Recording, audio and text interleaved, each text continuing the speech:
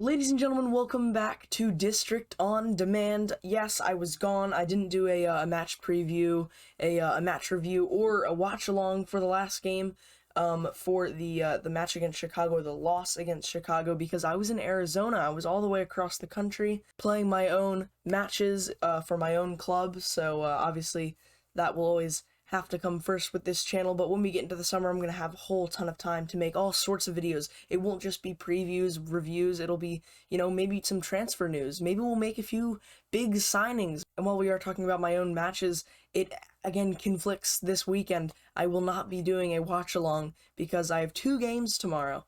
So I can't do a watch along for this game against Toronto FC. With that being said, let's talk a little bit about the Chicago game since I didn't do a full review. First things first, 2-0 loss. I watched it while I was in Arizona. It wasn't great, but we definitely created enough chances to even get a win. We probably deserved a draw. Losada in his post-match interview said that it was probably our best game, especially on the ball, in transition, and pressing the opponent.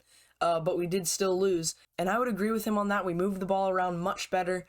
We were much better in transition. But the other thing that he did mention is moving forward, we do need to get better with our final ball, which is something that I mentioned in the game against Cincinnati and the game against Charlotte. We just need our final ball to be a little bit more precise, a little bit more sharp, to create those chances for our forward. Michael Estrada, I don't think we've been giving him enough opportunities to score goals. Same with Ola Kamara, but Ola Kamara is still doing it. That'll be something to watch out for. Who will start at striker? Will we start with 2 strikers? Something that we moved to.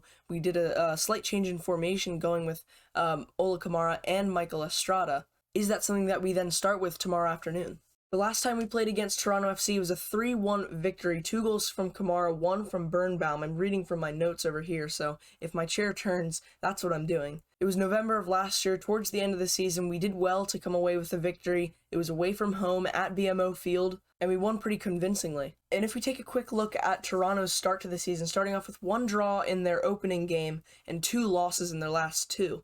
Their last one being a unlucky, I'd say, loss to Columbus Crew, 2-1. And I believe Toronto was forced to play a 3-in-the-back formation in that game, with their 2 best center backs being out. Chris Mavinga is injured, and Shane O'Neill is also injured. Jacob Schaffelberg, their left winger, is also injured. Ayo Akinola obviously has that ACL problem. Marshall Rudy is questionable. He was in training, but he's sort of a doubt for this weekend. So it would make sense to go with a more attacking formation, playing those 2 strikers, run at that defense. Let's use this opportunity to see what we have going forward. Let's show everyone what our wingers can do. We have some talented young wingers, we have some talented midfielders. Let's show the league, let's show everyone that we can compete for a playoff spot and that we can go deep in the playoffs. This has to be a statement game for us. We need to go out, show everyone that the game against Cincinnati wasn't just a fluke. 1-0 win. I'll admit that it was lucky. The Chicago game, 2-0 loss. We still started off the season absolutely fantastic. I'm actually really happy with the way that we've started. Everything, the style of play, the players, they all look really, really promising. We can still have a really good season. Philadelphia Union and Columbus Crew are only 1 point ahead of us, tied at the top of the table.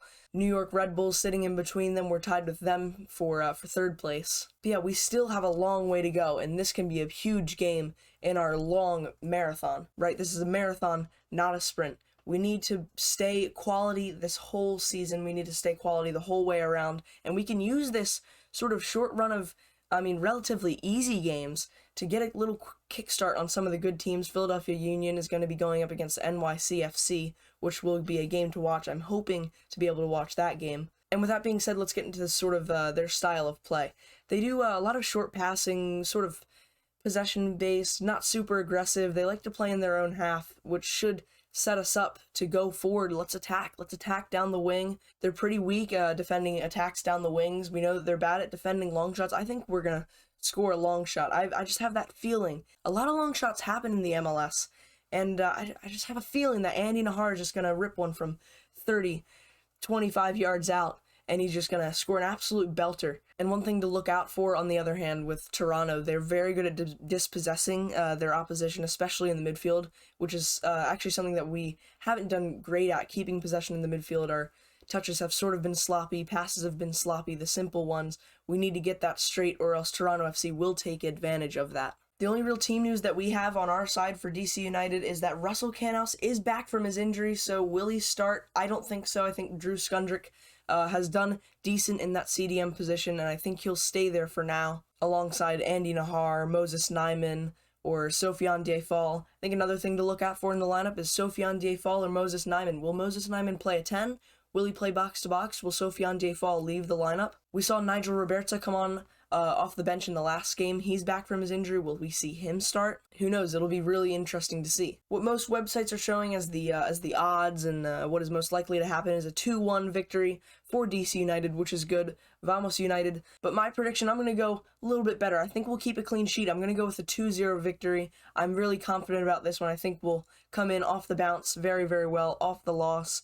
I think we've got to come in, play very strong, play intense. We got to sharpen our final ball, sharpen up the small passes in the midfield. We can be really dangerous, especially with Toronto's losses in the back. Thank you very much for watching this preview to the game, DC United versus Toronto FC. Follow me on Twitter. It'll be linked in the description. You'll get updates on everything when we're streaming, when streams won't happen. For example, I'm not going to be streaming the watch along, remember, so don't come at me looking for it. I will be updating Twitter as the game goes on. I'm not able to do a watch along, but I will update Twitter on my thoughts as the game is going on. And of course, make sure you subscribe, turn on notifications for notifications when videos go live, when we go live on the channel for the watch alongs. And I will see you in the match review to this match. Let's hope for a massive DC United win. Vamos por United, let's fly.